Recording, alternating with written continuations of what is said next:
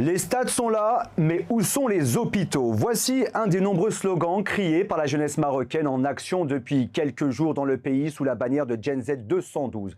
Organisé via les réseaux sociaux, notamment Telegram, et se disant indépendant des structures politiques ou syndicales traditionnelles, le mouvement a surpris par sa capacité à mobiliser rapidement et simultanément dans plusieurs villes. Depuis quelques jours, le royaume chérifien vit au rythme des manifestations interdites puis dispersées par la police, traduisant un malaise social profond dans un pays où les inégalités et la dégradation des services publics semblent nourrir la colère. Le peuple marocain n'a pas accès à ses droits les plus basiques, vitaux et fondamentaux, l'éducation, la santé, le travail, la sécurité et la justice. La génération Z est de plus en plus consciente de ses droits. Elle est connectée et est arrivée à un niveau de déception qui ne peut que la pousser à se mobiliser. Un mouvement social qui a éclaté après le décès récent dans un hôpital public d'Agadir de 8 femmes enceintes admises pour des césariennes. Le directeur de l'hôpital et plusieurs responsables locaux ont été limogés. Une enquête interne a été diligentée et des investissements annoncés, mais cela ne semble pas suffire pour calmer la colère de cette génération. Les manifestants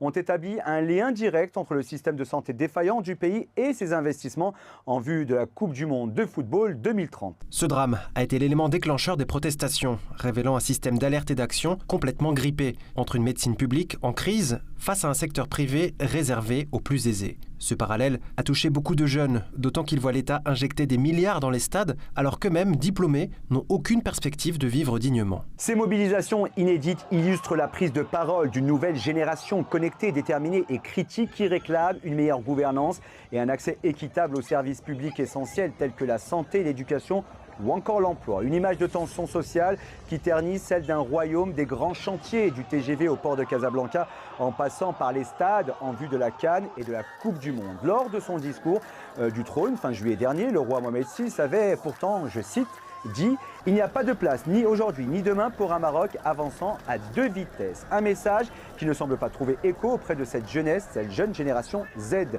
Côté gouvernement, on se veut rassurant. Alors que l'ancien Premier ministre et actuel chef de file des islamistes du Parti de la Justice et du Développement a exhorté les organisateurs à mettre un terme aux protestations, une réunion d'urgence du gouvernement autour du Premier ministre Akanouche, cible numéro 1 des manifestants, s'est tenue rapidement. Le gouvernement marocain a reconnu des difficultés structurelles et promet des réelles actions. Le gouvernement marocain affirme qu'il reste à l'écoute des revendications sociales, notamment celles exprimées par la jeunesse à travers les manifestations et les réseaux sociaux. Il déclare être prêt à engager un dialogue ouvert et responsable avec les jeunes dans le cadre des institutions et des espaces publics afin de proposer des solutions réalistes et applicables aux problèmes